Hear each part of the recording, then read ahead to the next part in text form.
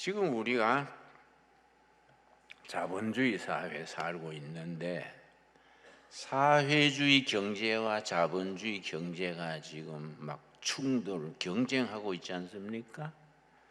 미국과 중국이 패권 다툼을 하는데 중국은 사회주의, 미국은 자본주의지요. 그 어느 쪽이 이기느냐? 뭐 세계 운명이 달라지지요. 그런데 자본주의, 민주주의가 어디서부터 시작됐느냐? 영국이요, 영국. 17세기 영국에서부터 16세기, 17세기. 그런데 옛날에는 영국이 섬나라, 아주 후진국이랬습니다. 자체 식량 해결도 잘 안 되는 아주 후진 나라랬는데 그 영국에서 산업혁명이 일어나가지고 유럽에서 프랑스, 독일 제끼고 1등 국가가 된 거야. 그래서 독일의 막스 베버라는 사회학자가 있었는데 1890년 그때 생각하기를 이상하다. 왕년의 영국이 형편없었잖냐. 우리식으로 말하면 따라지 국가 아니랬냐. 그런데 어떻게 영국이 유럽의 선두 국가로 산업혁명을 일으키고 경제성장하고 세계로 뻗어가는 이유가 뭐냐? 이 사람이 이제 사회학자니까 안 되겠다. 영국 가서 살펴봐야겠다. 그래서 1890년에 영국으로 갔어요.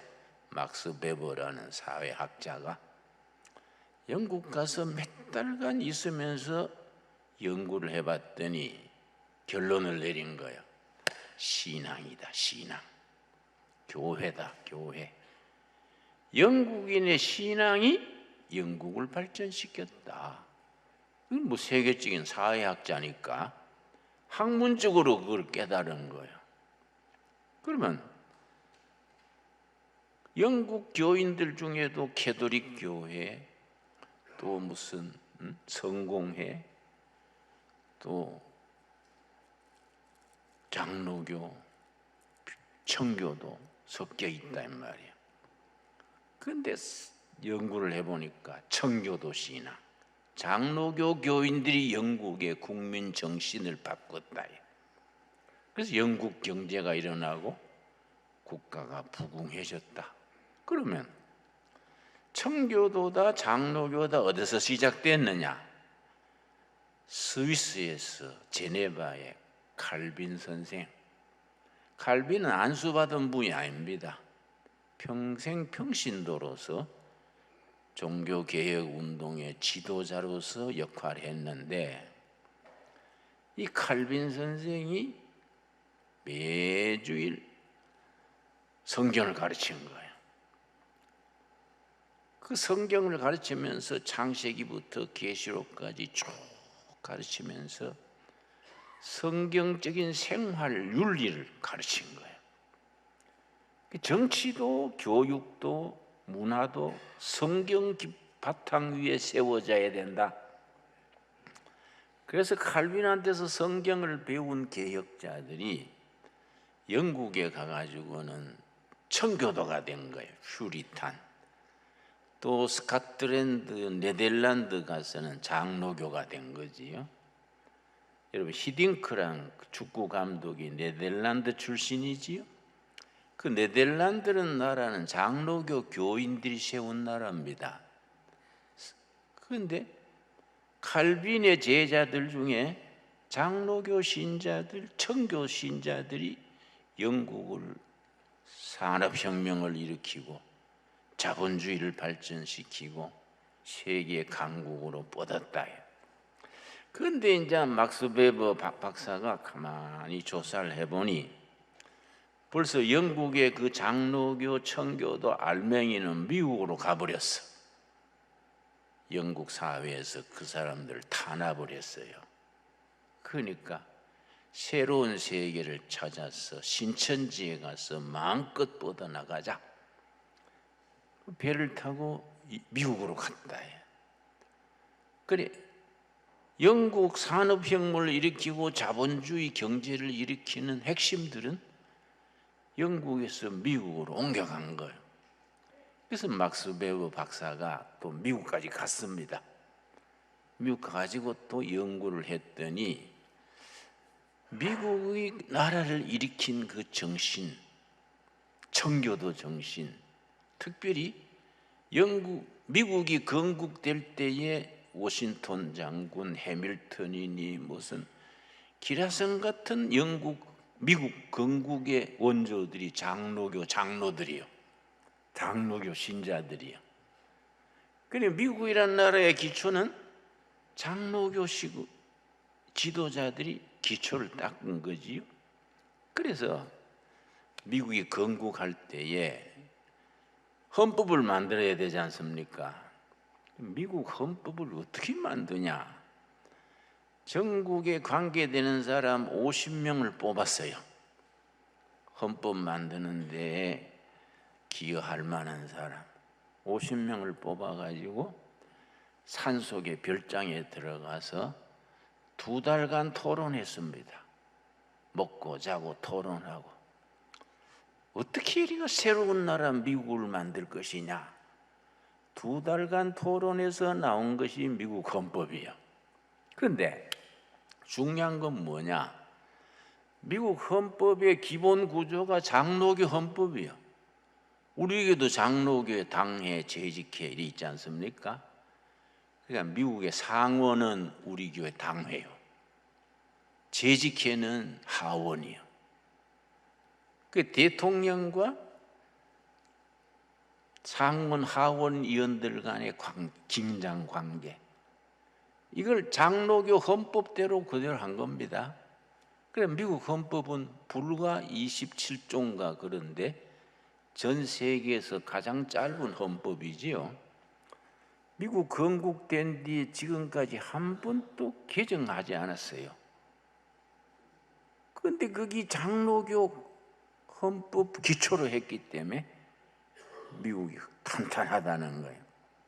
그러니까 미국이라는 나라를 세계 강국으로 발전시킨 기초에는 칼빈으로부터 성경 공부를 받은 사람들, 청교도, 장로교 신자들이 그 나라를 일으킨 거지요.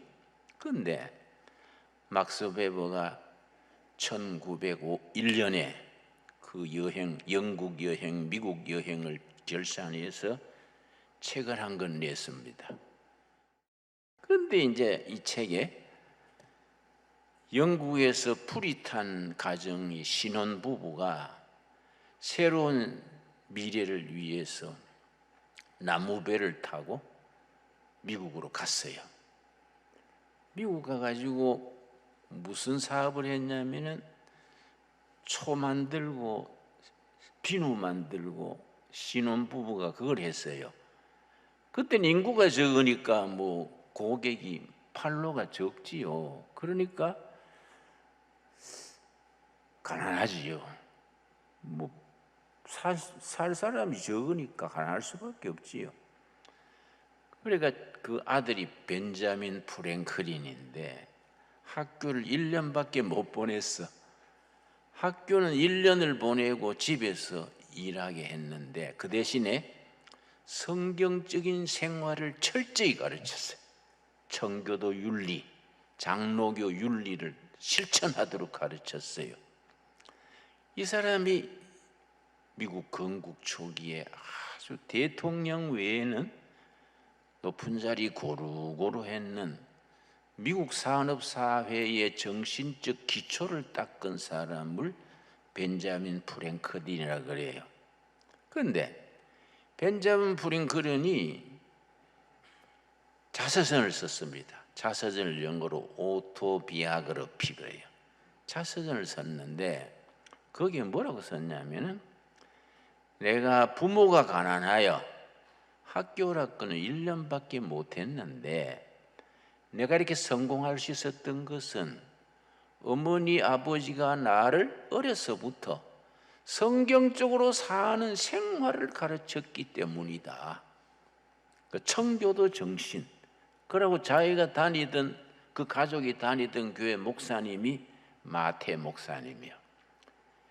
마태 목사님이란 목사님이 아주 성경적으로 철저한 청교도 신앙인이랬는데 성경적으로 사는 방법을 계속 설교했어요. 마태 목사님의 영향과 부모님의 영향으로 내가 성공할 수 있었다. 그래서 부모님들이 가난해서 학교는 1년밖에 못 보냈지만 날 좋으면 노동하고 비 오면 책 읽고 또 저녁 되면 기도하고 이걸 가르쳤다. 성경적인 생활 윤리를 체득했다. 몸으로 익혔다. 그래서 내가 이렇게 성공한 것이다. 그러면서 자기 부모님이 어릴 때부터 평생 가르친 구절을 잠언 22장 29절을 들었습니다. 이 책에 나와요. 벤자민 프랭클린이 잠언 22장 29절 말씀을 그걸 몸으로 익혀서 그렇게 성공할 수 있었다. 참 좋은 얘기지요.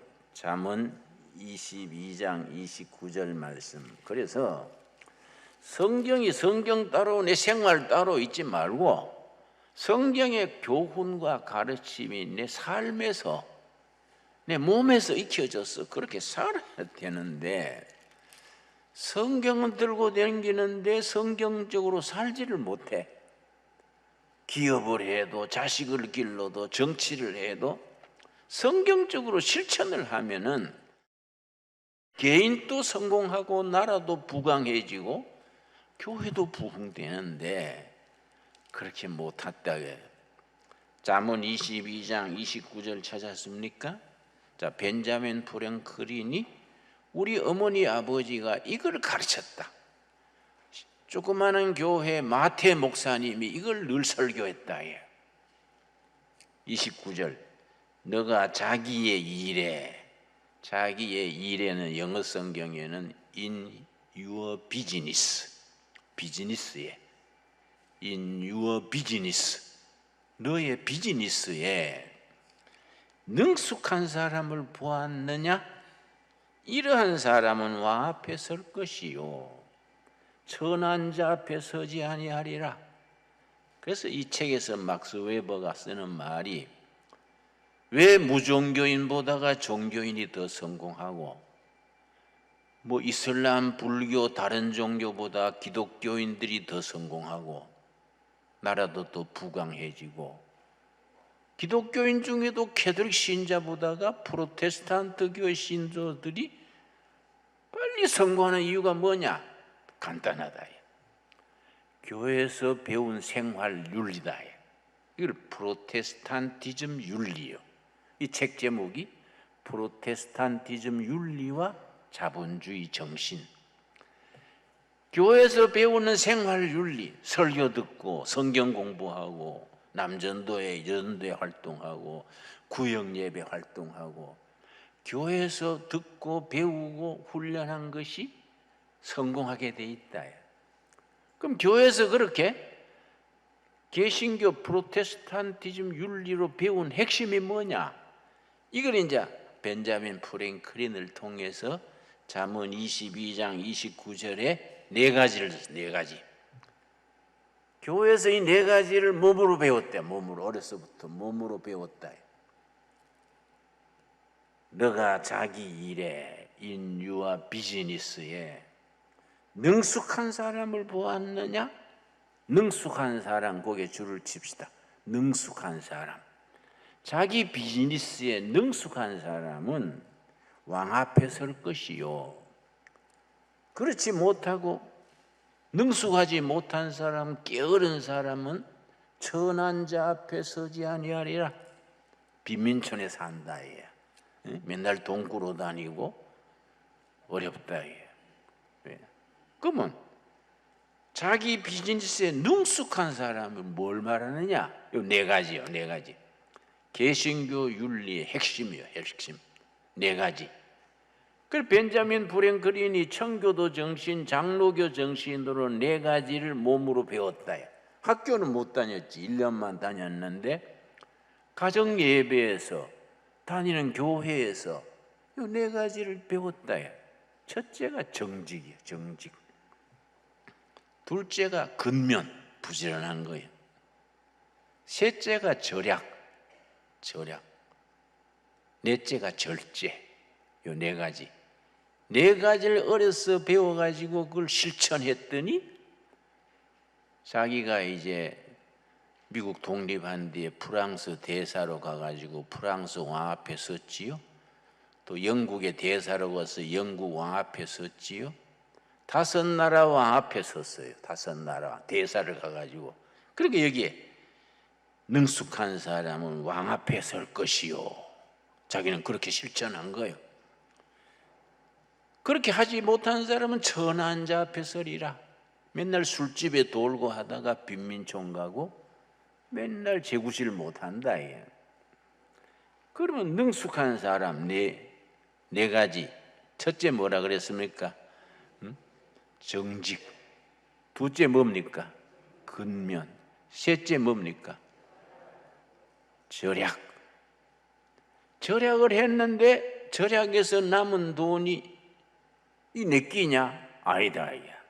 하나님이 맡긴 거다. 하나님이 맡긴 거니까 하나님의 뜻에 맞게 써야 된다. 이걸 정직이 정신 그래. 그래서 교회 헌금하고 또 투자하는 거야. 투자. 그걸 모아가지고 투자하니까 자본주의가 일어나고 산업이 발전하는 거예요. 그리고 자기 절제를 하니까 건강에 좋은 거예요. 그리고 몸이 건강해지니까 활동력이 있고. 그 요 네 가지. 프로테스탄티즘 윤리다. 정직, 근면, 절약, 절제. 이걸 우리 교회에서 몸으로 익혀야 돼. 몸으로.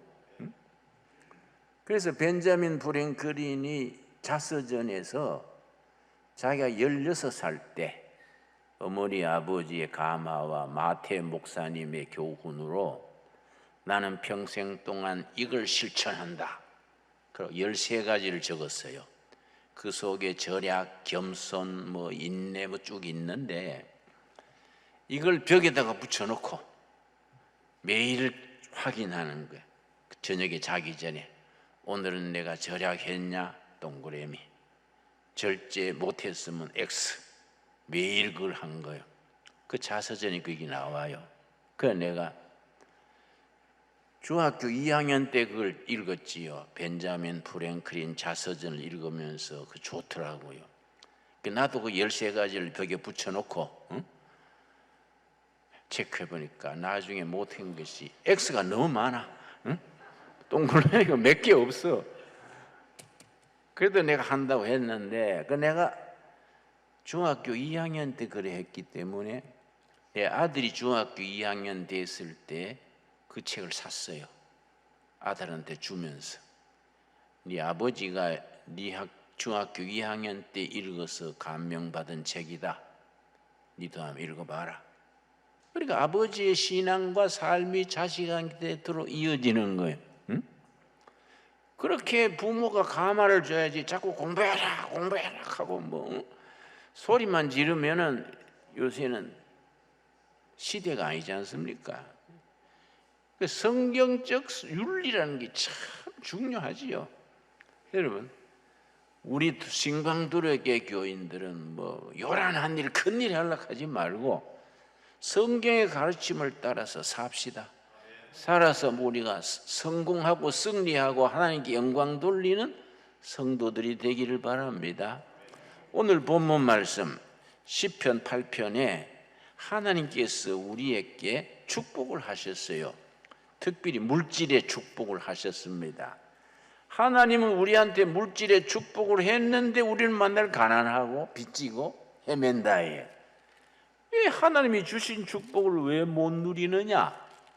성경대로 살지 못하면 주신 축복이 내게 되지 않는 겁니다. 자, 시편 8편 찾았습니까? 4절부터 8절 사이에 4절. 사람이 무엇이기에 주께서 그를 생각하시며 인자가 무엇이기에 주께서 그를 돌보시나이까? 이 시로 돼 있고 감탄문으로 돼 있습니다. 도대체 인간이 무언데 이 하나님이 일일이 챙겨주시고 그렇게 이끌어 주십니까? 너무너무 감사합니다. 그런 식이지요. 5절, 그를 하나님보다 조금 못하게 하시고 영화와 존귀로 간을 씌우셨나이다. 우리가 하나님 밑에 영화로운 하나님의 자녀로서 하늘나라의 상속자로서 영광의 존귀를 세우셨지요.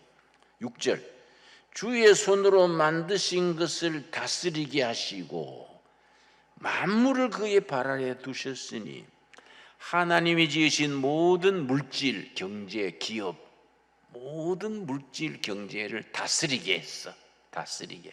다스린다는 말이 히브리어로 라단데 경영한다, 보존한다, 경영.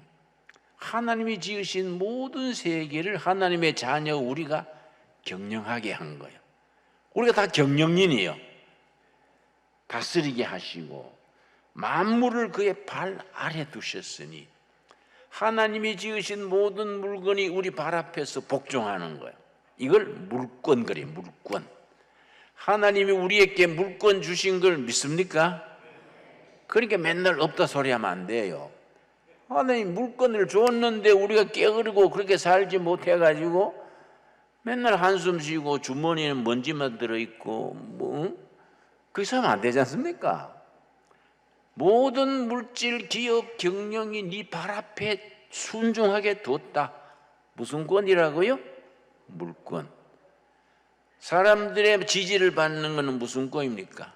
인권. 선거 때가 되니까 인권이 있는 사람이 당선되지요. 또 영적 권세는 뭡니까? 영권이지요. 영권이 있고 인권이 있고 사람들을 모아서 일을 만들고 모든 재물, 기업을 발 앞에 복종하도록 물건을 주신 겁니다. 여러분, 물질을 소홀히 하면 안 됩니다. 물질이 중요한 겁니다. 단 물질이 주인이 되면 안 된다. 하나님이 주인이고 하나님이 주인인 물질을 우리에게 맡긴 거예요. 그걸 정직이지요. 그걸 절약하고 절제하고 성경적으로 잘 활용을 해서 하나님께 영광 돌리고 교회를 섬기고 선한 일에 쓰임 받아야 되지 않겠습니까? 안 그렇습니까? 그러니까 이런 일에 우리가 열정을 가지고 끈기 있게 나가야 되지요. 그 우리 두레 정신은 신광 두레교회 기본 정신이 있습니다. 발바닥 정신, 바닥. 그래서 내가 목회를 50년 했는데 제대로 한 거 없지요. 뭐 맨날 엎치락 뒤치락 욕도 먹고. 그래서 너가 전에 우리 교인이 나한테 목사님은 특기가 뭔지 아십니까? 내 특기가 뭐인데? 그때 망하는 거 아닙니까? 하도 뭐 뒤집고 망하고 빚잔치 하고 하니까 빚쟁이들한테 끌려가고 뭐 그러니까 그런데 50년 지났는데 끈기가 끈기 있게 버틴 거예요. 응? 숨 쉬고 있는 한 기회는 온다. 그래 우리 남양만에서 농촌에 목회하다가 뭐 돼지단지 소단지 하다가 뭐 빚지고 해서 교인들이 예배 시간에 한숨을 푹푹 쉬길래 내가 교인들한테 여러분 손을 다 올리시오. 오른손 다 올렸지. 목을 잡아보시오. 그 다 왜 그러나 해서 막 잡았지요. 목이 붙어 있지요. 예, 목이 붙어 있으면 기회는 옵니다. 아멘 없습니까? 예? 숨 쉬고 숨이 끊어지면 안 되시. 숨 쉬고 목이 붙어 있으면 기회는 온다. 야. 그 기회를 누가 주시는 겁니까? 하나님이 주시는 거예요. 응? 그러니까 말씀 붙들고 숨 쉬고 목 붙어 있으면 돼요. 그렇지요? 그래가지고 하나님이 주신 물건을 누리고 그걸 우리가 선교도 하고 교육도 시키고 정말로 한번 떠들썩한 교회를 이루어가야 안 되겠습니까? 예. 그래서 우리 신방두레 교회는 그런 가슴에 앰비션, 그 열정이 있는 성도들이 모여야 돼. 열정을 가지고 끈기 있게, 뭐 잘 안 된다고 자꾸 뒤집고 하지 말고 끈기 있게. 왜냐? 임마누엘 하나님이 우리 편이다 이거야. 그걸 믿으시지요? 하나님이 우리 편이면 뭐 끝난 거지요. 그걸로 그걸 가슴에 딱 품고 정말로 신바람나게 하나님의 일꾼으로 살아가고 하나님이 기뻐하시는 교회를 세워갈 수 있게 되기 바랍니다. 이 프로그램은 여러분의 미디어 선교 후원으로 제작되었습니다. 선교는 사명, 후원은 동역. 당신도 복음을 전할 수 있습니다.